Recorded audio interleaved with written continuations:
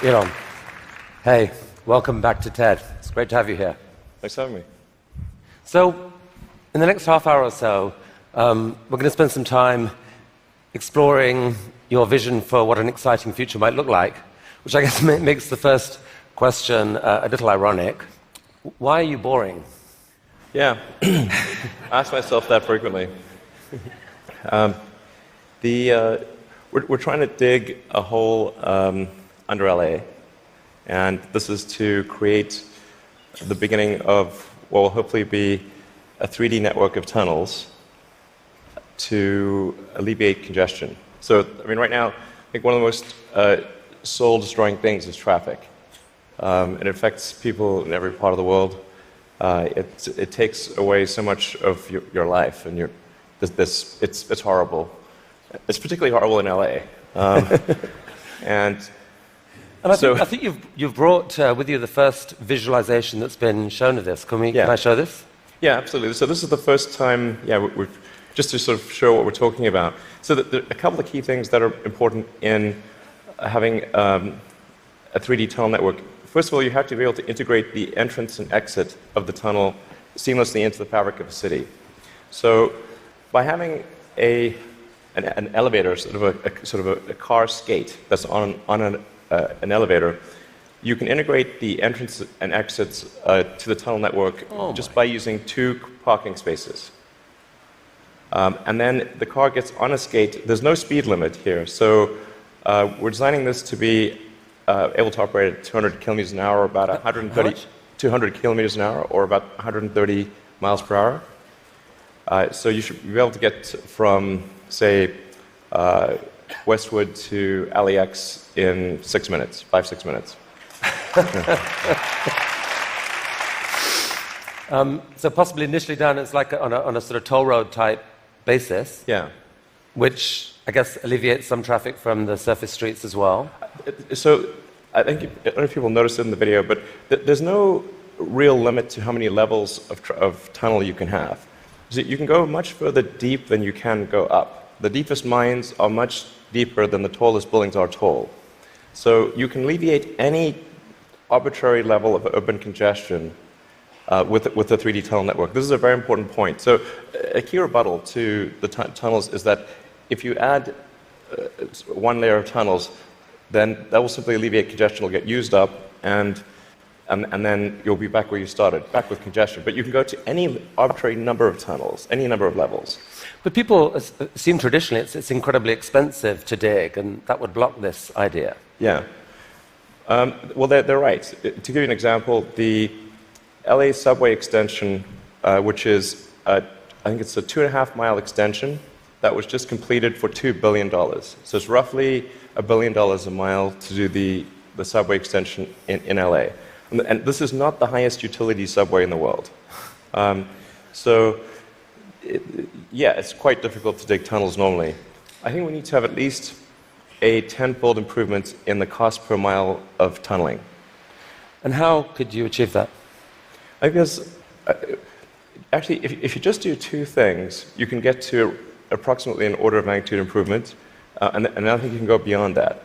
So the first thing to do is to cut the tunnel diameter by a factor of 2 or more. So a single road lane tunnel would, according to regulations, has to be 26 feet, maybe 28 feet in diameter to allow for crashes and emergency vehicles and sufficient ventilation for combustion engine cars.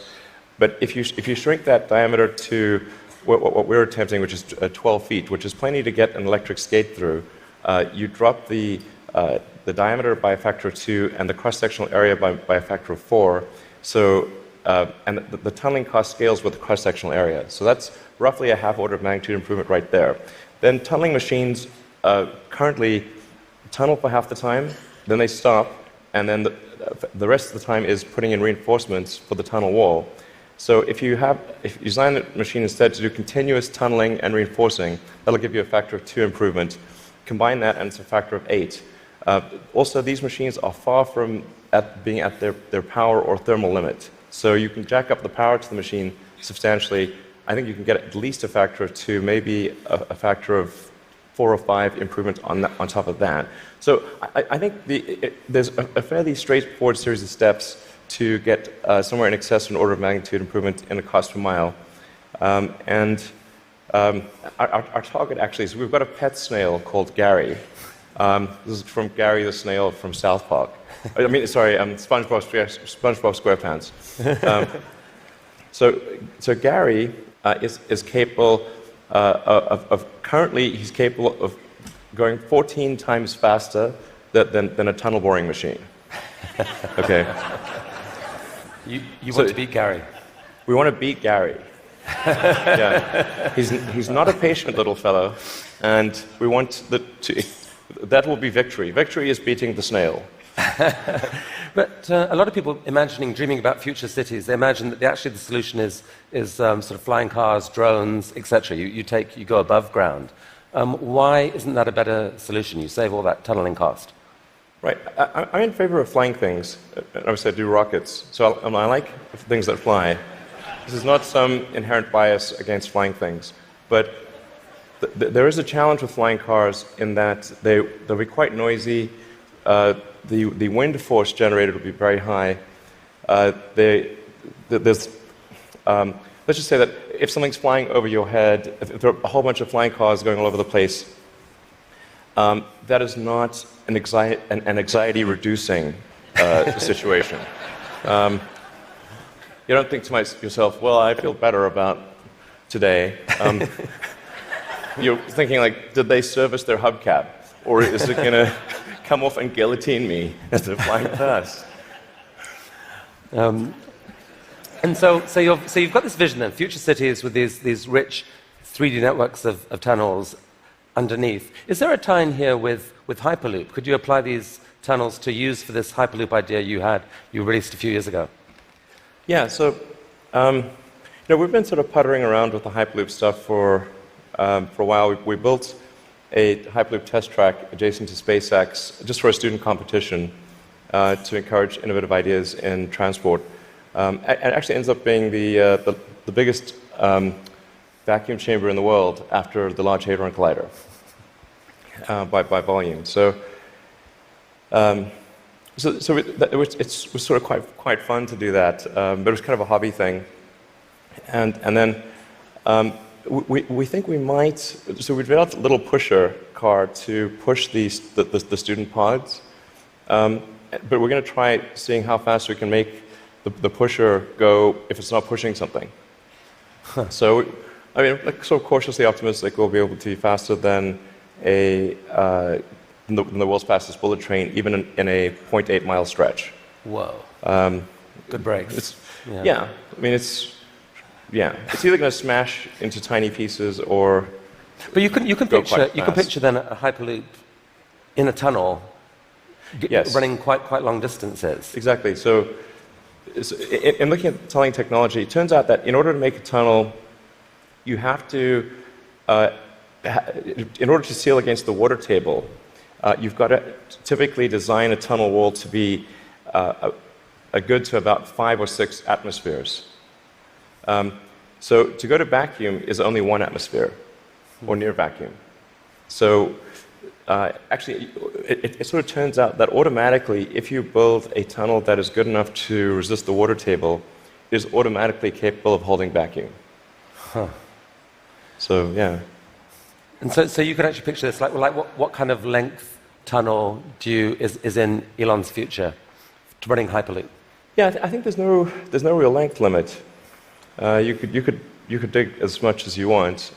I think if you were to do something like a DC to New York Hyperloop, I think you'd probably want to go underground the entire way because it's a high density area. You're going under a lot of buildings and houses, and if you go deep enough, you cannot detect the tunnel. Sometimes people think, well, it's going to be pretty annoying to have a tunnel dug under my house. Like, if that tunnel is dug more than about 3 or 4 tunnel diameters beneath your house, you will not be able to detect it being dug at all.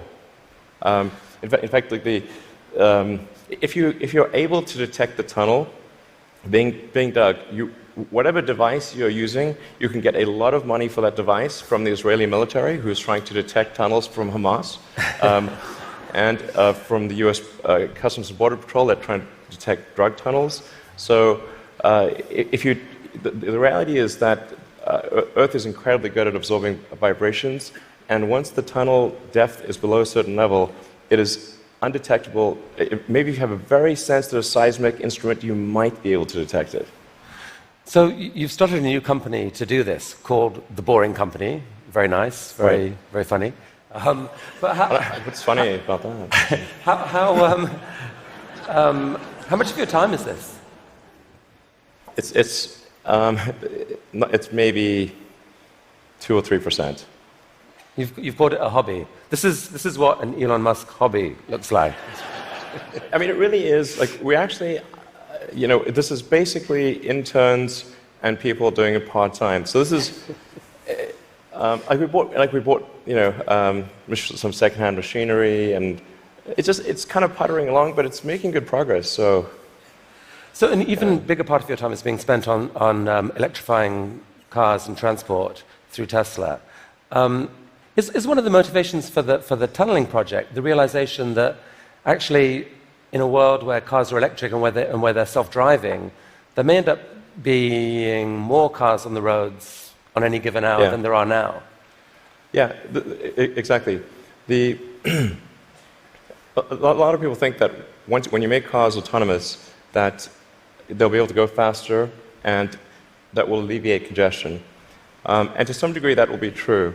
But once you have shared autonomy where it's much cheaper to go by car, and you can go point to point, the affordability of going in a car will be better than that of a bus. Like, it will cost less than a bus ticket. So the amount of driving that will occur will be much greater with shared autonomy, and actually traffic will get far worse. I mean, you started Tesla with the goal of persuading the world that electrification was the future of cars. Yeah. And a few years ago, people were laughing at you. Now, not so much. I mean... Okay. Well, I mean, isn't it... I don't know. Maybe but isn't it true that pretty much every auto manufacturer has announced serious electrification plans for the short to medium term future? Yeah. I think almost every automaker has some electric vehicle program. They vary in seriousness. Some are very serious about transitioning entirely to electric, and some are just dabbling in it. And some, amazingly, are still pursuing fuel cells, but I think that won't last much longer. But isn't there a sense, though, Elon, where you could now just declare victory and say, we did it, let the world electrify, and you go on and focus on other stuff? Yeah. I intend to stay with Tesla as far into the future as I can imagine. And there are a lot of exciting things that we have coming. We've got, obviously, the Model 3 that's coming soon. We'll be unveiling the Tesla semi-truck. And maybe we're going to come to this. So Model 3. So it's supposed to be coming in July-ish. Yeah, it's looking quite good for starting production in July. Yeah. Wow. One of the things that people are so excited about is the fact that it's got autopilot. And you put out this video a while back showing what that technology looked like, or would look like. Yeah. There's obviously autopilot in Model S right now. Yeah. What are we seeing here? Yeah, so this is using only cameras and a GPS. So there's no LiDAR or radar being used here. This is just using passive optical, which is essentially what a person uses. The whole road system is meant to be navigated with passive optical or cameras.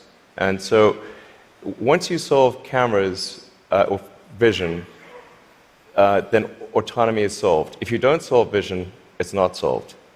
So that's why our focus is so heavily on having a vision neural net that's very effective for road conditions.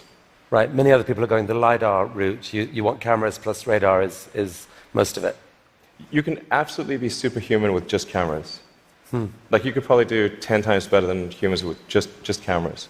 So the new cars being sold right now have eight cameras in them. That they can't yet do what that showed. When will they be able to? I think we're still on track for being able to go cross-country from LA to New York by the end of the year, fully autonomous. Okay, so a car, by the end of the year, you're saying someone's going to sit in a Tesla without touching the steering wheel, tap in New York, off it goes, won't have to ever touch the wheel by the end of 2017. Yeah, essentially November or December of this year, we should be able to go from, all the way from a parking lot in California to a parking lot in New York, no controls touched at any point during the entire journey. Amazing. But part of that is possible because you've already got a fleet of Teslas driving all these roads. You're accumulating a huge amount of data of that national road system. Yes, the thing that will be interesting is that I'm actually fairly confident it will be able to do that route even if you change the route dynamically. So, like it's fairly easy. If you say I'm going to be really good at one specific route, that's one thing. But it should be able to go really be very good. Certainly, once you enter a highway, to go anywhere on the highway system in a given country. So it's not sort of limited to LA, New York. We could change it and make it Seattle, Florida, that day, or in real time. So you were going from LA to New York, now go from LA to Toronto. So leaving aside regulation for a second, in terms of the technology alone, the time when someone will be able to buy one of your cars and literally just take their hands off the wheel and go to sleep and wake up and find that they've arrived, how far away is that to do that safely? I think that's about 2 years.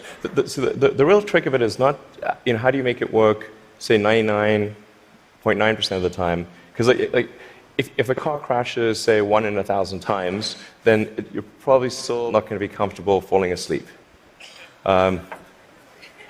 That's, you shouldn't be, certainly. But by the same time, it's never going to be perfect. No system is going to be perfect. But if you say it's perhaps, the car is unlikely to crash in 100 lifetimes or 1,000 lifetimes, then people are like, okay, wow, if I would live 1,000 lives, I would still most likely never experience a crash, then that's probably okay. To sleep. Maybe, I guess a big concern of yours is that people may actually get seduced too early to think that this is safe, and that you'll have some horrible incident happen that puts things back. Well, I think that the autonomy system is likely to at least mitigate the crash. Except in rare circumstances. The thing to appreciate about vehicle safety is this is probabilistic. Right. So that there's some chance that any time the human driver gets in the car that they will have an accident. That is their fault. It's never zero. And so the key threshold for autonomy is how much better does autonomy need to be than a person before you can rely on it. But once you get that literally safe hands-off driving, the power to disrupt the whole industry seems massive, because at that point you've spoken of people being able to buy a car, drops you off at work, and then you let it go and provide a sort of Uber-like service to other people, earn you money, maybe even cover the cost of your lease of that car. Exactly. So you can kind of get a car for free. Is that really likely? Yeah, absolutely. This is what will happen. So there will be a shared autonomy fleet where you buy your car and you can choose to use that car exclusively. You could choose to have it be used only by friends and family, only by 5-star other drivers who are rated 5-star. You can choose to share it sometimes, but not other times. That's 100% what will occur. It's just a question of when. Wow. So you mentioned the Semi, and I think you're planning to announce this in September, but I'm curious whether there's anything you could show us today. I will show you a teaser shot of the truck. Teaser shot. It's live. Okay. No, that's definitely a case where we want to be cautious about the autonomy features. Yeah. Because that just, we can't see that much of it, but it doesn't look like just a little friendly neighborhood truck. It looks kind of badass. What sort of semi is this? So this is a heavy-duty, long-range semi-truck. So it's like the highest weight capability and with long range. So essentially, it's meant to alleviate the heavy-duty trucking loads. And this is something which people do not today think is possible, to think the truck doesn't have enough power or it doesn't have enough range. And then with the Tesla Semi, we want to show that an electric truck actually can out-torque any diesel semi. And if you had a tug-of-war competition, like the Tesla Semi will tug the diesel Semi uphill. Okay. That's pretty cool. And short term, these aren't driverless. These are going to be trucks that truck drivers want to drive. Yes. So what will be really fun about this is you have a flat torque RPM curve with an electric motor, whereas with a diesel motor or any kind of internal combustion engine car, you've got a torque RPM curve that looks like a hill. So this will be a very spry truck. You could drive this around like a sports car. There's no gears. It's like single speed. So there's a great movie to be made here somewhere. I don't know what it is, and I don't know that it ends well, but it's a great movie. It's quite bizarre test driving when I was driving the test prototype for this truck. It's really weird because you're driving around and you're so nimble, and you're in this giant truck. Wait, you've already driven a prototype? I drove it around the parking lot. I was like, this is crazy. Wow. This is not vaporware. This is like wow. Driving this giant truck and sort of making these mad maneuvers. This is cool. Okay, from a really badass picture to a kind of less badass picture. This is just a cute house from Desperate Housewives or something. What on earth is going on here? Well, this illustrates the picture of the future that I think is how things will evolve. You've got an electric car in the driveway. If you look in between the electric car and the house, there are actually 3 power walls stacked up against the side of the house, and then that house roof is a solar roof. So that's an actual solar glass roof. Okay, so that's a picture of a real. Admittedly, it's a real fake house. That's a real fake house. So these roof tiles, some of them have in them basically solar power, the ability to. Yeah, so the solar glass tiles where you can adjust the texture and the color at a very fine-grained level, and then there's sort of micro louvers in the glass, such that when you're looking at the roof from street level or close to street level, all the tiles look the same whether there is a solar panel behind it or a solar cell behind it or not. So you have an even color from the ground level. If you were to look at it from a helicopter, you would be actually able to look through and see that some of the glass tiles have a solar cell behind them and some do not. Right. You put them in the ones that are likely to see a lot of sun. Yes. And that makes these roofs super affordable, right? They're not that much more expensive than just tiling the roof. Yeah. We're very confident that the cost of the roof plus the cost of electricity, that a solar glass roof will be less than the cost of a normal roof plus the cost of electricity. So in other words, this will be economically a no-brainer. We think it'll look great, and it will last.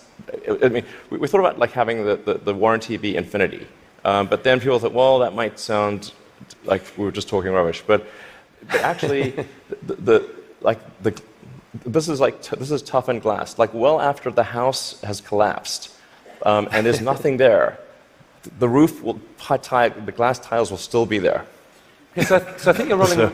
This is cool.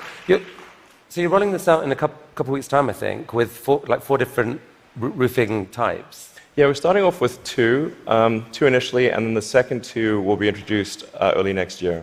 And what's the scale of ambition here? How many houses do you believe could end up having this type of roofing?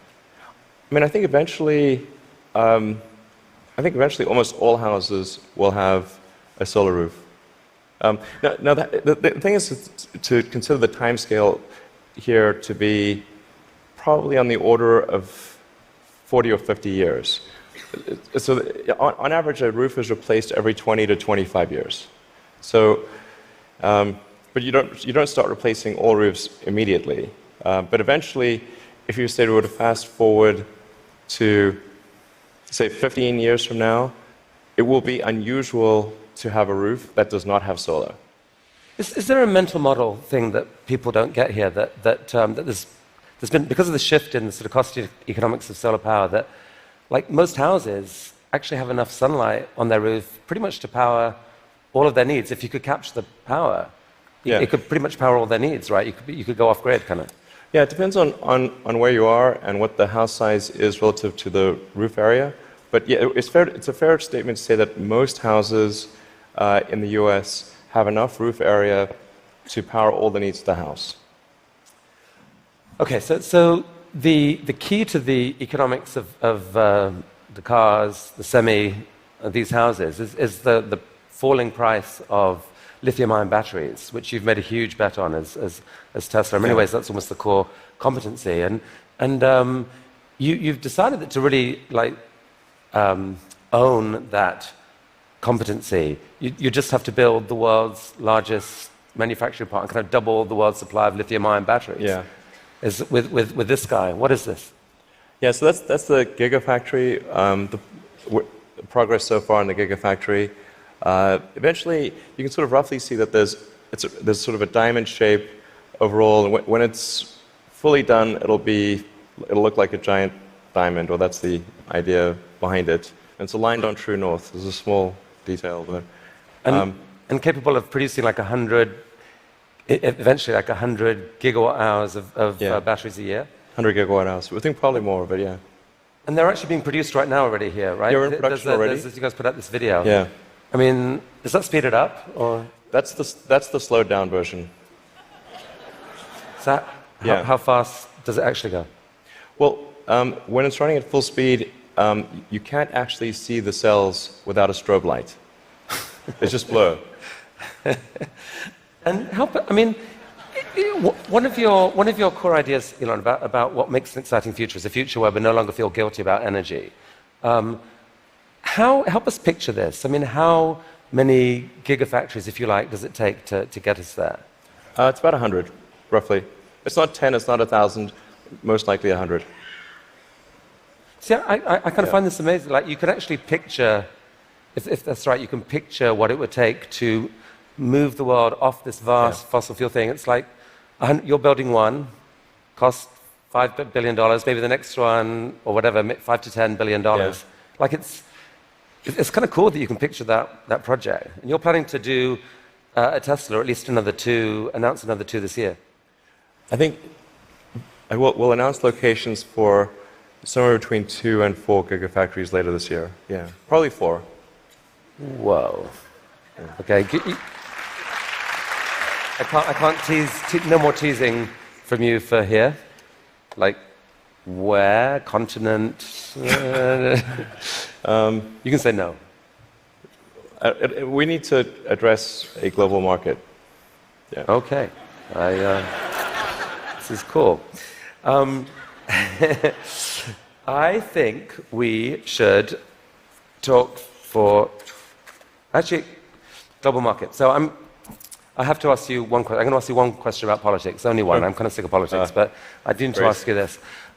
You're on a body now giving advice to a guy who has said he doesn't really believe in climate change. And there's a lot of people out there who kind of think you shouldn't be doing that. They'd like you to walk away from that. What would you say to them? Well, I think that first of all, I'm just on 2 advisory councils where the format consists of going around the room and asking people's opinion on things. And so there's like a meeting every month or 2. that's the sum total of my contribution. But I think to the degree that there are people in the room who are arguing in favor of doing something about climate change, or other certain social issues. I've used the meetings I've had thus far to argue in favor of immigration and in favor of climate change. And if I hadn't done that, that wasn't on the agenda before. So maybe nothing will happen, but at least the words were said. Okay. So let's talk SpaceX and Mars. Last time you were here, you spoke about this, what seemed like a kind of incredibly ambitious dream to develop rockets that are actually reusable. And you've only gone and done it. Yeah. I mean, talk us through this. What are we looking at here? Yeah, so this is one of our rocket boosters coming back from very high and fast in space. So it just delivered the upper stage at high velocity. I think this may have been a sort of a Mach 7 or so delivery of the upper stage. Yeah. So that was a sped up. That's the slowed down version. Yeah. That was the sped up version. But I mean, that's amazing. And several of these failed before you finally figured out how to get to do it. But now you've landed. You've done this 5 or 6 times. I think we're on 8 or 9 or something. Yeah. And for the first time, you've actually reflown one of the rockets that landed. So we landed the rocket booster, and then prepped it for flight again and flew it again. So it's the first reflight of an orbital booster where that reflight is relevant. So it's important to appreciate that reusability is only relevant if it is rapid and complete. Right.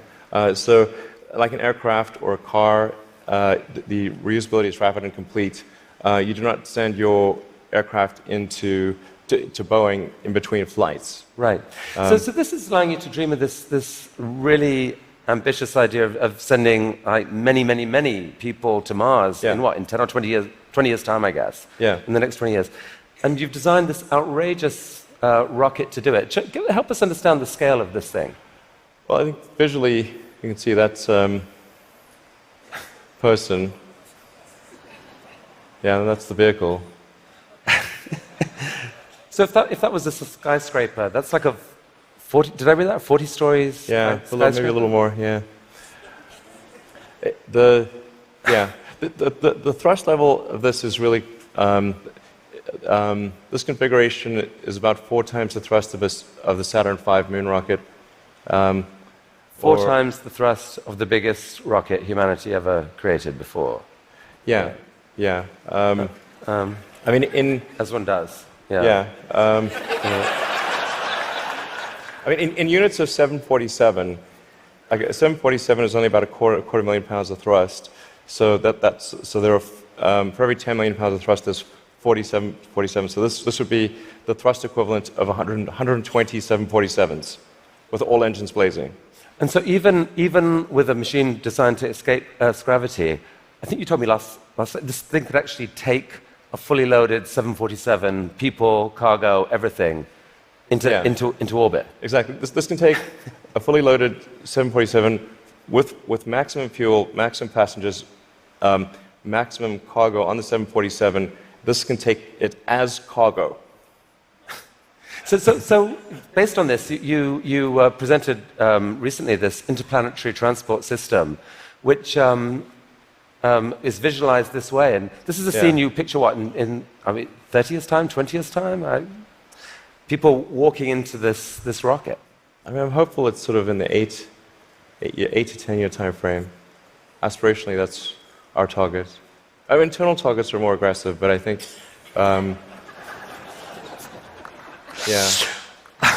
Okay. So this vehicle seems quite large, and is large by comparison with other rockets. I think the future spacecraft will make this look like a rowboat. I mean, this is the future spaceships will be truly enormous. Why, Elon? Because why do we need to build a city on Mars with 1 million people on it in your lifetime, which I think is kind of what you've said you'd love to do. Yeah, I think it's important to have a future that is inspiring and appealing. I mean, I just think that there have to be reasons that you get up in the morning and you want to live. Like, why do you want to live? What's the point? What inspires you? What do you love about the future? And if we're not out there, if the future does not include being out there among the stars and being a multi-planet species, I find that it's incredibly depressing if that's not the future that we're going to have.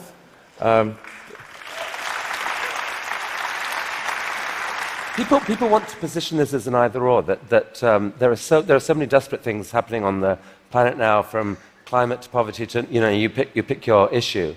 And this feels like a distraction. You shouldn't be thinking about this. You should be solving what's here and now. And to be fair, you've done a fair old bit to actually do that with your work on sustainable energy. But why not just do that? Well, I think I look at the future from a standpoint of the probabilities. It's like a branching stream of probabilities. And there are actions that we can take that affect those probabilities, or that accelerate one thing or slow down another thing, introduce something new to the probability stream.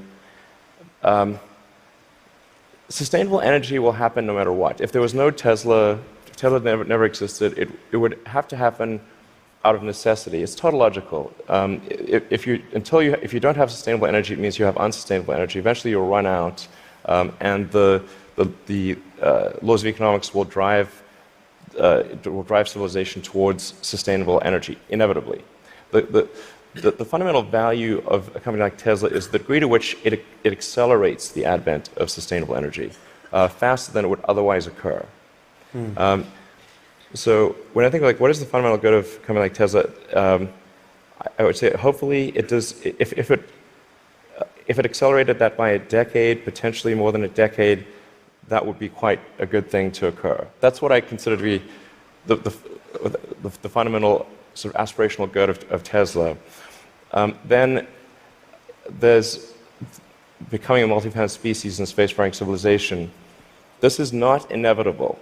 It's very important to appreciate this is not inevitable. The sustainable energy future, I think, is largely inevitable, but being a spacefaring civilization is definitely not inevitable. If you look at the progress in space, in 1969 we were able to send somebody to the moon. 1969. Then we had the space shuttle. The space shuttle could only take people to low Earth orbit.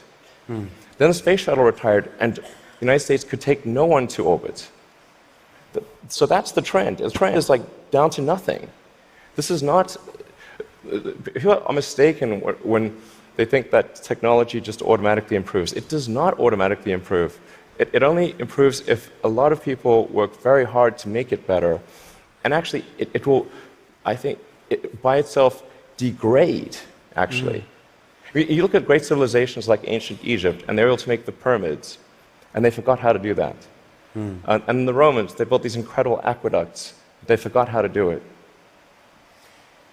It almost seems, listening to you and look at the different things you've done, that you've got this unique double motivation on everything that I find so interesting. Which is, one is this desire to work for humanity's long-term good.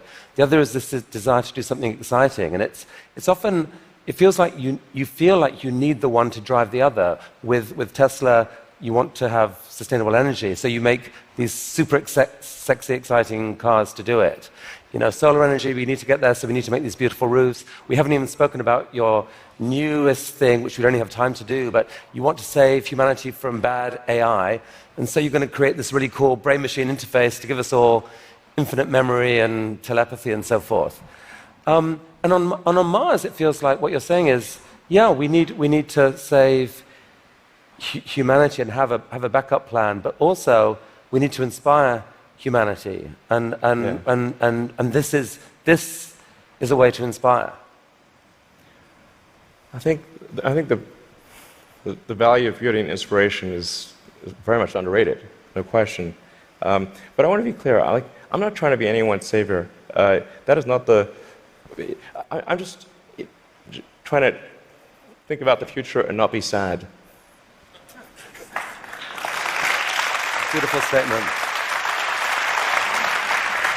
I think everyone here would agree that it is not, none of this is going to happen inevitably. The fact that in your mind you dream this stuff, you dream stuff that no one else would dare dream, or no one else would be capable of dreaming at the level of complexity that you do. The fact that you do that, Elon Musk, is a really remarkable thing. Thank you for helping us all to dream a bit bigger. You'll tell me if it ever starts getting genuinely insane, right? Thank you. That was really, really fantastic. That was really fantastic. Thanks, guys. Thank you.